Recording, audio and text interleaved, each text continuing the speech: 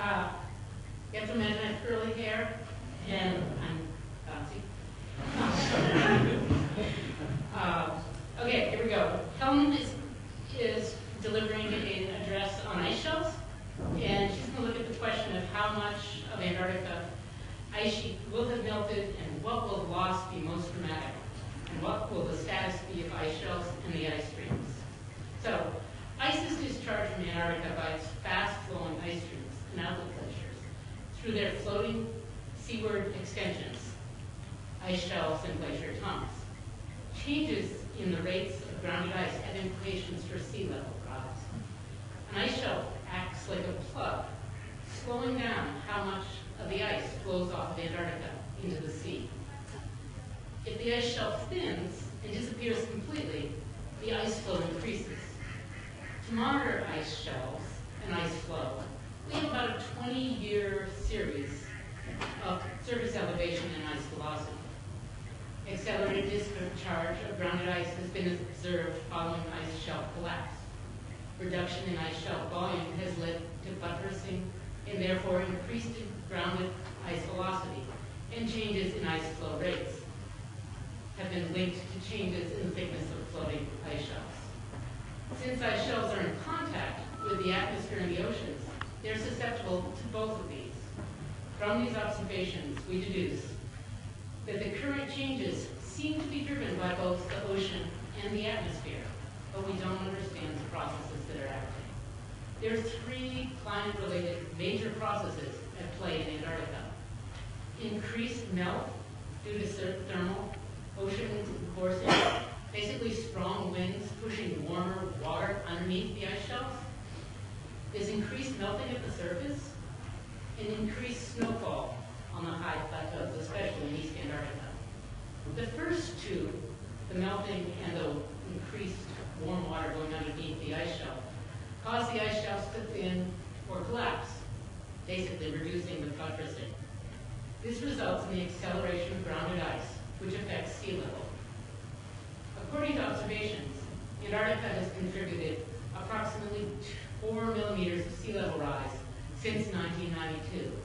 About 1 millimeter from the peninsula, 3.5 millimeters from West Antarctica, and 0.5, maybe less of an increase from East Antarctica.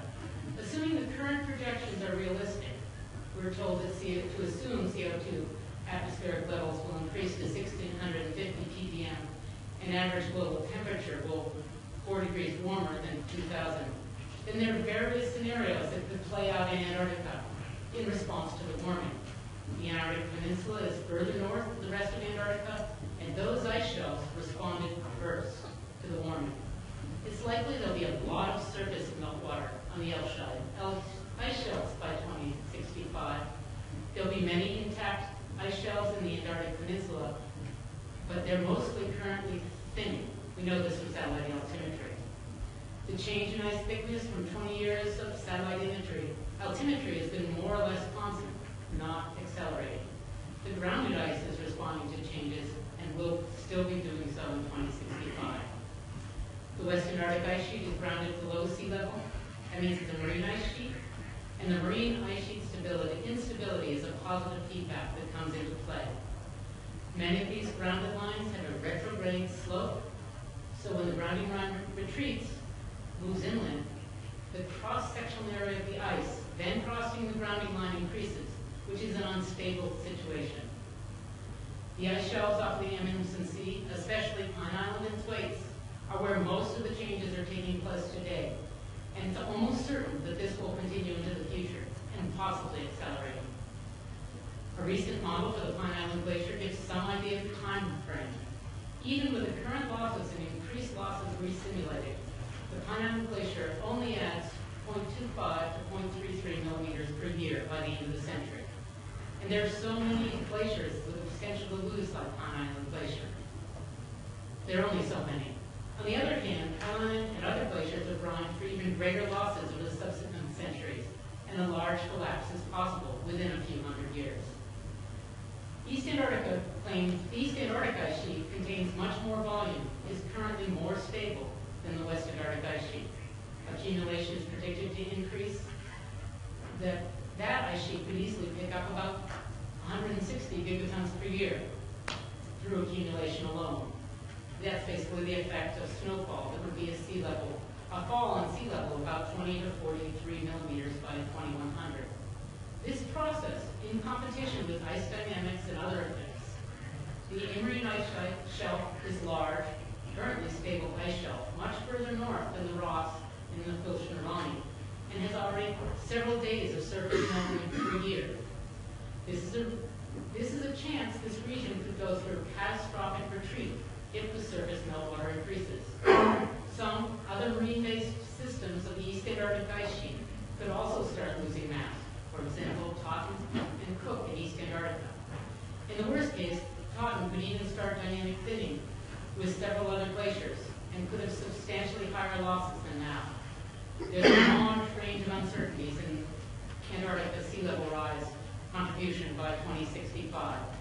From sea rise and ice to sea, it seems reasonable that Antarctica could have lost 5 to 30 millimeters by 2065, and most of this coming from West Antarctica. There's a chance that the large stable ice sheets could also start to change in this time scale, the Ross and the Goshen-Rami. One modeling study predicted that by 2070, the water warmer than 0 degrees C would begin to enter the Goshen troughs continuously and reaching the grounding lines of the southern tributaries a few years later. The Ross ice shelf appears to be currently stable, but could be out of balance by 2060. Helmer's use of realistic projected climate to force his model means that the specific interactions between the ice shelf process and the sea ice ocean variability cannot be easily modeled. A word about sea ice. As Steve mentioned, the observed trend in Antarctic sea ice extent is slightly but significantly positive, unlike other major parts of the Earth's cryosphere. The positive trend is contrary to modeled declines in sea ice by globally coupled climate models. The cause of the increasing sea ice's extent is not clear. There are various hypotheses, which I can talk about later if the question comes up, and we can connect my knee. The key points to emphasize now are sea ice is important to climate because it changes the way the ocean and atmosphere interact, and it affects the reflectivity or albedo of the planet. That is, more sea ice means more solar radiation back to space, tending to cool the planet. Sea ice affects the stability of the ice shelves, in turn basal melting and iceberg calving from the ice shelves affects sea ice. And the Antarctic fauna, like penguins and seals, depend on sea ice. What are the observational challenges? We now know that individual ice shelves can collapse quickly, and they do, and land ice can flow quickly out to sea. However, each ice shelf is different. To predict what ice shelves might do for a long-term ice loss depends on models and data we don't have yet. We need to continue to monitor the ice shelves to understand how they're changing, which requires a coordinated effort between funded agencies on the ground and in space. Airborne missions are important, but cannot contain a continuous record in places that are changing. Gliders and AUVs will be able to help. It's important to point out that our actual record of elevation is short, 20 years, which is only a bit longer than the pause in global temperature. We also need better data sets to describe the content of bathymetry underneath the ice shelves and topography under the ice streams that feed them. We need a long-term plan for data collection.